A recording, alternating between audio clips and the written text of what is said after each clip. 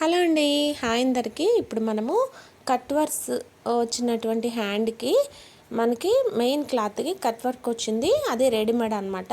దాన్ని మనం లైనింగ్ క్లాత్ని యాడ్ చేసి ఎలా స్టిచ్ చేయాలనేది వీడియోలో చూద్దాము. అయితే మనం ఖర్చు పెట్టుకుంటాం కదా లైనింగు, ఆ 1/2 ఇంచ్ ఖర్చుని ఇలా ఫోల్డ్ చేసి కుట్టుకోండి లోపలికి.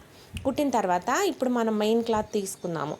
మెయిన్ క్లాత్ తీసుకొని మెయిన్ క్లాత్కి మనము లోపల వైపు నుంచి అంటే ఇలా లోపల వైపు నుంచి మనము ఈ లైనింగ్ క్లాత్ ఏదైతే ఉందో దాన్ని మడుచుకున్నాం కదా, దాన్ని మెయిన్ క్లాత్ లోపలికి ఇలా వచ్చేటట్టు పెట్టేసుకొని అప్పుడు మనము స్టిచ్ చేసుకోవాలి. అంటే ఇది మనం స్టిచ్ చేసుకోవటం కూడా ఏంటంటే లైనింగ్ క్లాత్ని మెయిన్ క్లాత్ కంటే ఒక 1/2 ఇంచ లోపలికి ఉండేటట్టు పెట్టుకొని స్టిచ్ చేసుకోండి.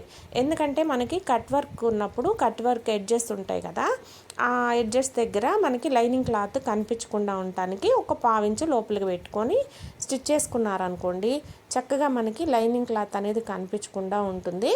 మనకి ఆ ఎడ్జెస్ దగ్గర కూడా చక్కగా కట్ వర్క్ అనేది క్లారిటీగా కనిపిస్తుంది అన్నమాట. అయితే ఇప్పుడు మనం చూడండి, రెండో హ్యాండ్ కూడా నేను జాయిన్ చేసి చూపిస్తున్నాను. మనం ఎలాగైతే ఈ కట్ వర్క్ వచ్చిందో మెయిన్ క్లాత్కి, సేమ్ అలానే మనకి హ్యాండ్కి ఆ కట్ వర్క్ అనేది కనిపిస్తూ ఉంటుందన్నమాట. మీరు ఇలా జాయిన్ చేసేసుకొని స్టిచ్ చేసుకున్నారనుకోండి, చక్కగా మీకు కట్ వర్క్ కనిపిస్తుంది.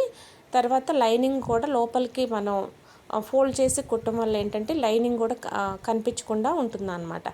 ఓకేనండి, వీడియో కనుక మీకు నచ్చినట్టయితే తప్పకుండా లైక్ చేయండి. అయితే ఇప్పుడు మనం రెండో హ్యాండ్ కూడా చూసాం కదా, చూడండి మనకి వర్క్ అనేది ఎలా వచ్చింది, ఇలా వస్తుంది. ఓకేనా, థ్యాంక్